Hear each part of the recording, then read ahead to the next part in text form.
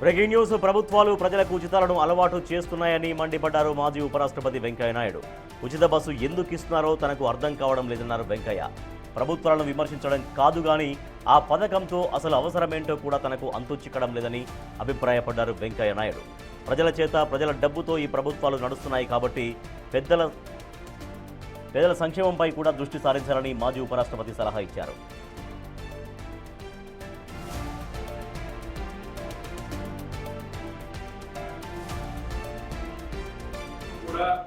ఇలాంటి సంస్థలకు తగిన సహకారం అందించాల్సిన కర్తవ్యం కూడా ప్రభుత్వం ఉంది. ప్రభుత్వం అంటే ఎవరు? ప్రజలందరూ కలిసి ఎన్నుకున్నది. ప్రభుత్వం అంటే డబ్బు సొంతం ప్రభుత్వం కాదు. ప్రజలు పన్నులు కడితే ప్రభుత్వంలో డబ్బులు వస్తాయి. ఆ డబ్బులో కొంత మంచి పనికి, ఇలాంటి పనులకి సమాజంలో ఉన్న కర్తలు చూసుకోవడం కూడా మనకు కర్తవ్యం. నేనేమంటానంటే ఊరినే ఇవ్వడం, అది ఇస్తున్నావు ఇది ఇస్తున్నావు ఊరికే ఆడవాళ్ళందరూ బస్సులో తిరగండి, నాకైతే అర్థం కావడం లేదు. ఆడవాళ్ళందరూ బస్సులో తిరగాలని ఆలోచన ఎవరు ఇచ్చారు?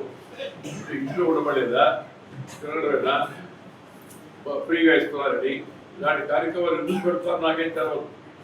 రాజకీయాలు లేదు, రాజకీయ నాయకుడి కాదు, ఒక ప్రభుత్వాన్ని విమర్శించాలని నా ఉద్దేశం కాదు.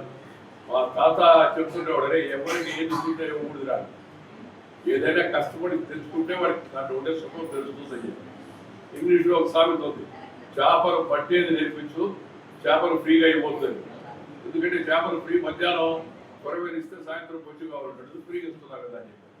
అందుకని కొంత కష్టపడాలా, ప్రతి ఒక్కరు కూడా దాంట్లో భాగస్వామ్యంగా ఉండాలనేది మన ఉద్దేశం. ప్రభుత్వం రోడ్లు, ప్రభుత్వం బస్సులు, ప్రభుత్వం హాస్పిటళ్ళు, ప్రభుత్వం స్కూల్లో టీచర్లు, ఆ తర్వాత ఇలాంటి మంచి కార్యక్రమాలకి సహాయం చేయడం. ఇప్పుడు పెద్దలు ఉన్నారు, వాళ్ళకి పెద్దలు ఎవరు చూసేవాళ్ళు అయినప్పుడు చూడాల్సిన బాధ్యత ప్రభుత్వం పని కూడా ఉంది.